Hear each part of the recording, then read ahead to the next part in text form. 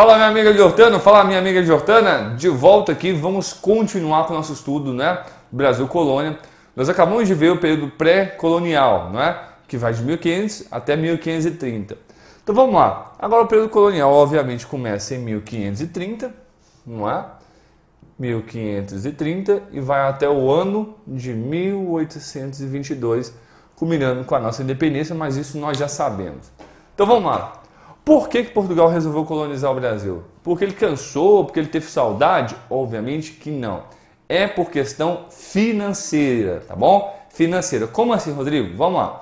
Seguinte, ó. Primeira coisa, houve um aumento no fluxo de contrabando do pau-brasil. Então Portugal percebeu que que os portugueses não estavam extraindo tanto pau-brasil assim, que haviam outras pessoas que vinham aqui. E se não eram portugueses, obviamente eram franceses, tá bom? A maior parte eram franceses. Então, se há o aumento do contrabando, portanto, também há o aumento no fluxo de visitas, por exemplo, de franceses ao Brasil. Isso vai se dobrar num outro ponto. Se há o aumento, portanto, Portugal ficou com medo de perder o Brasil. Então, um fator que se desdobra em dois. Quais são? Vamos lá. Aumento do contrabando. Se há aumento do contrabando, há um aumento de visitas. E se há aumento de visitas de estrangeiros, né? O que vai acontecer? Portugal ficou com medo de perder o território. Então, um fator que se desdobra em dois. Agora, vamos lá. O segundo fator é o quê? Comércio com as ilhas começou a entrar em crise, tá? E esse fator também vai se desdobrar em outro. Qual que é? A questão é o seguinte, Portugal precisava reequilibrar sua balança financeira. E qual foi a saída? A saída foi colonizar o Brasil, tá bom?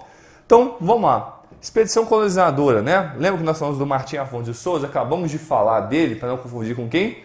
Tomé de Souza, nem com Cristóvão Jacques. Uma coisa que eu esqueci de falar no outro vídeo é o seguinte. Eu coloquei Cristóvão, né? Com A ao tio, mas tem livros de história também que colocam com M. Então, fica a critério, eu coloquei com A ao tio, tá bom? Bom, cara, Martim Afonso de Souza, expedição colonizadora, né? Vem aqui no ano de 1530, tá bom? Por isso que marca o início da colonização, tá bom? O que vai acontecer aqui? O Martim Afonso de Souza, né? Ele vai fundar nossa primeira vila, tá bom? Então, primeira vila, que vai ser quem? Vila Rica? Não, Vila Rica é no período da mineração, não é? Aqui vai ser São Vicente, tá bom? No ano de 1532. E outra coisa, né? Ele vai trazer também as primeiras mudas de cana, já para fomentar o início dessa produção açucareira no Brasil. Ele vai coordenar também os primeiros engenhos, tá bom? Aí nesse sentido, Portugal começa a colonizar o Brasil. Só que ele vai enfrentar também a oposição indígena, tá bom? Vamos ter a guerra justa. O que seria a guerra justa? Anota aí para nós. É acabar com os índios que não concordam com a colonização. Como assim? Acabar é matar mesmo, tá bom? Por isso é chamado de guerra justa. Eu preciso colonizar o território, né? Mas há essa oposição, então infelizmente eu vou ter que acabar com quem está se opondo. Uma dessas tribos que sofreu muito, né? Porque não concordou com a presença dos portugueses, foi a tribo dos Aimorés, tá? A tribo dos Aimorés era uma tribo canibal, né? E aí o que vai acontecer? Eles lutaram contra essa dominação, né? Mas obviamente o português com armas e tudo acabou dominando, tá bom? Aí o que acontece?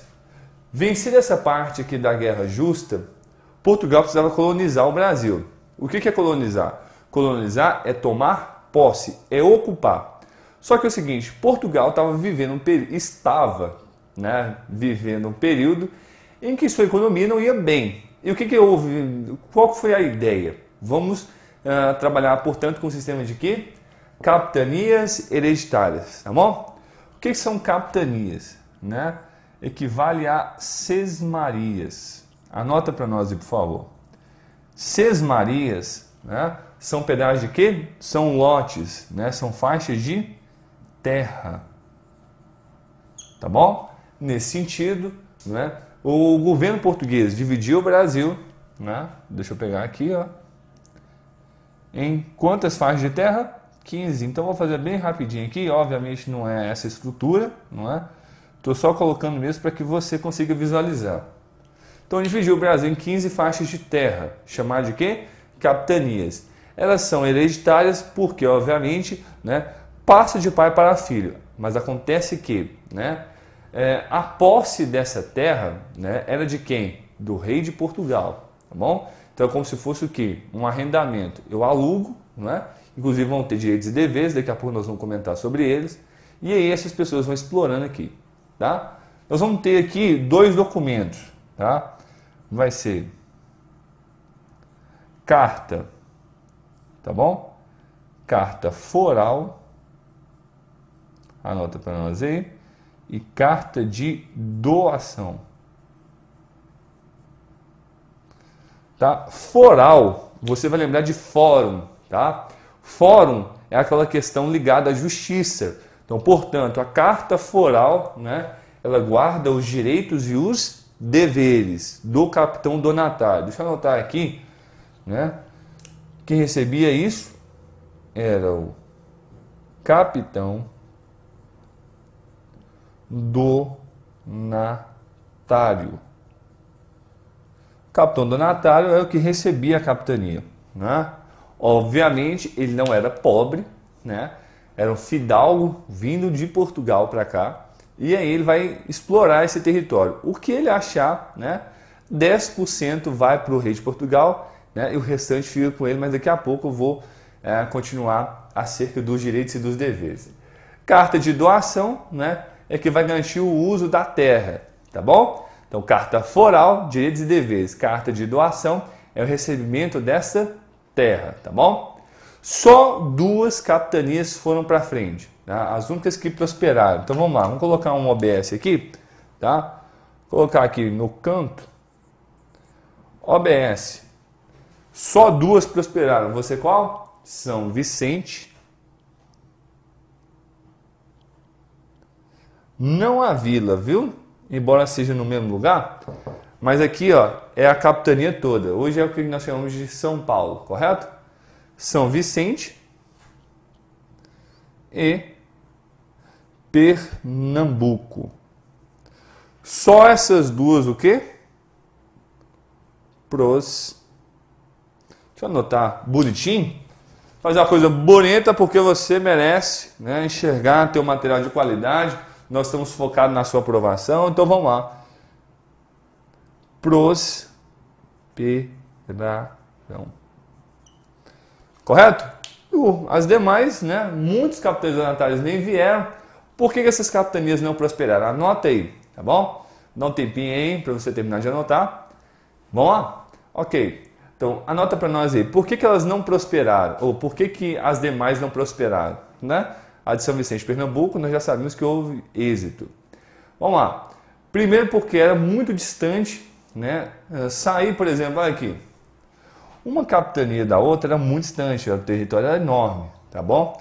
E outra coisa, do litoral até o interior era muito distante, então é difícil a comunicação. Outra coisa, muitos capitães nem vieram porque era muito dispendioso, gastavam muito. Mas é o seguinte, nós estamos falando de uma época em que o Brasil era o quê? Era uma selva. Então o cara ia ter que desmatar muita coisa, ia ter que investir e nem sempre há garantia de retorno, tá bom?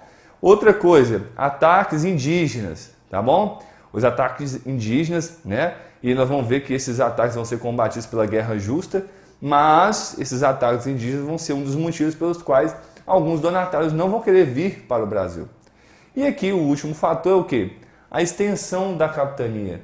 Para você dar conta de controlar, para você dar conta de explorar uma capitania dessa como um todo, você ia gastar muito, não é? Então, nesse sentido, eles não vieram. Por isso, o sistema de capitanias hereditárias o quê? Fracassou. Agora, a questão é, por que Portugal resolveu utilizar o sistema de capitanias hereditárias? Isso é importante, isso sempre cai em prova. Crai é bom, né? Não é crase, é cai, né? Isso sempre cai em prova. O que acontece? Por que Portugal resolveu? Anota para nós aí, né? Seguinte, primeiro porque Portugal não ia gastar. Ele ia colocar essa exploração na mão de outras pessoas. Segundo, porque Portugal já dominava essa forma de exploração, né? E por isso ele resolveu utilizá-la. Outra coisa aqui, né? Falei acerca da cana-de-açúcar. Tá? Nós vamos comentar daqui a pouco na sociedade açucareira, mas por que que os portugueses resolveram utilizar a cana-de-açúcar? Também porque eles já haviam tido uma experiência positiva com isso, correto? Então vamos só retomando aqui. Agora a questão aqui, ó, eu preciso saber quais são os direitos desses capitães e quais são os deveres, correto? Vamos lá. Direitos, tá bom? Ele vai ter direito a 5%, anota aí, 5% do lucro do comércio do pau-brasil. Isso mesmo, 5%, não é? Do lucro do comércio com o pau-brasil.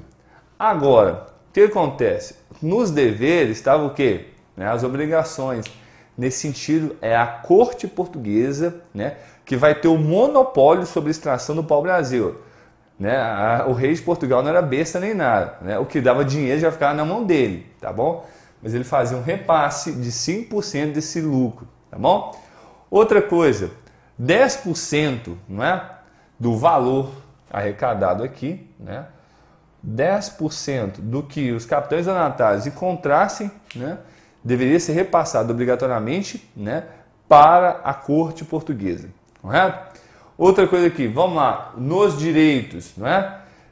Ele vai ter a possibilidade também de fundar vilas, vai ter a questão também de doar pedaços de terra para quem ele quisesse, o capitão donatário poderia fazer isso, tá bom? Em troca, vai ser essa questão do quê? Da exploração, tá? Ele vai ser muito cobrado acerca dos lucros, porque o objetivo do rei de Portugal era esse, não é? Fazer com que o Brasil fosse ocupado e, mais do que isso, que ele ganhasse dinheiro com essa ocupação. Só que o sistema de capitanias hereditárias ele não prosperou. Por isso ele vai ser substituído. Só uma coisa aqui antes de terminar, né? Quantas sesmarias foram? Deixa eu pegar de vermelho aqui. Isso é um dado que não pode deixar de anotar nunca, né? Foram 15 sesmarias. Somente 2 prosperaram, né? São Vicente e Pernambuco. Então vamos lá. Governo geral, tá bom? O governo geral vai ser um período em que, já que as capitanias elas não deram certo, nós vamos ter um administrador via de regra. Depois nós vamos ter, né? Depois do governo geral, a gente vai ter a União Ibérica. Depois da União Ibérica vai ter a divisão do Brasil, né? Em 2 partes, mas por enquanto vamos entender o seguinte. Governo geral. O que seria esse governo geral? Né? O rei de Portugal acabou com o sistema de capitanias hereditárias? Não acabou. Então, primeiro OBS nós vamos colocar isso daqui, ó. OBS. Substitui o sistema de capitanias hereditárias, anota aí. Substitui o sistema de capitanias hereditárias, porém não as extingue, tá bom? Substitui o sistema de capitanias hereditárias, mas não as extingue. Quem vai extinguir as capitanias hereditárias vai ser o Marquês de Pombal, só para que você tenha noção, tá bom? Aí nesse sentido, é importante nós frisarmos o quê? Tá bom? Que o governo geral ele vai ter essa função de coordenar tudo. Como assim? Vamos entender aqui, né? Olha aqui.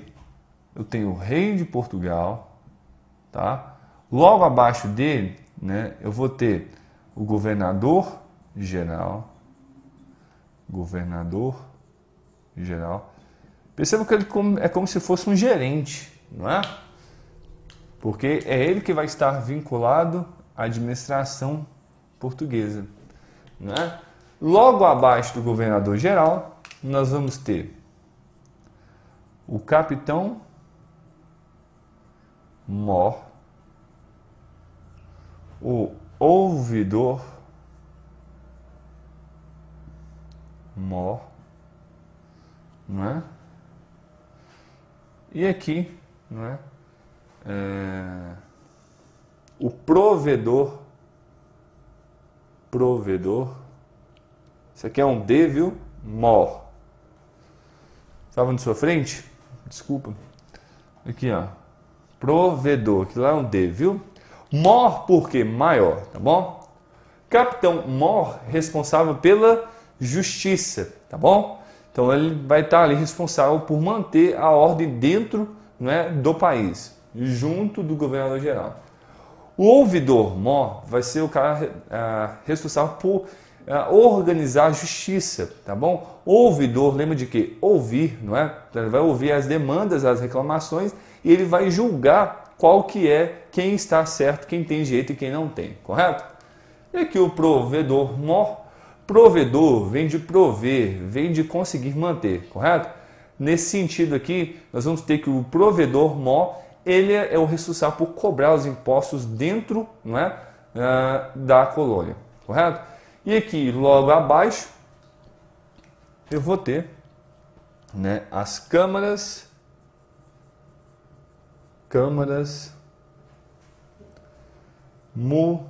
municipais. Na verdade, assim, ó, vou até tirar esse negócio de câmaras municipais, porque na verdade nós tínhamos eram vilas, né? Então, mas era como se fosse, né? Dentro da vila, nós vamos ter pessoas responsáveis como se fossem vereadores, tá bom? E essas pessoas que vão estar lá nas vilas e vão ocupar, né, essas posições, são chamados de quê? Homens bons. Os homens bons não tem nada de bondade, né? Embora na época quisesse cunhar isso, pessoas responsáveis e tudo, mas na verdade a função desses caras, né, bons por quê? Porque eram pessoas que eram da oligarquia, não é? Aí nesse sentido eles vão ocupar esses cargos aí e tomar conta em parte aqui da questão da administração da colônia. Porém, quem mandava em tudo era o governador geral, correto? Que estava vinculado a quem? Ao rei, tá bom? Vou fazer um intervalo aqui para o vídeo não ficar muito extenso, para ela não poder ficar muito cansativa. E aqui, após o intervalo, né, eu venho falando para vocês quais são os governadores gerais que nós tivemos, os 3 mais marcantes, correto? A gente vai fazer um intervalinho agora, daqui a pouquinho a gente volta, Jordano, tá bom? Valeu, meus amigos!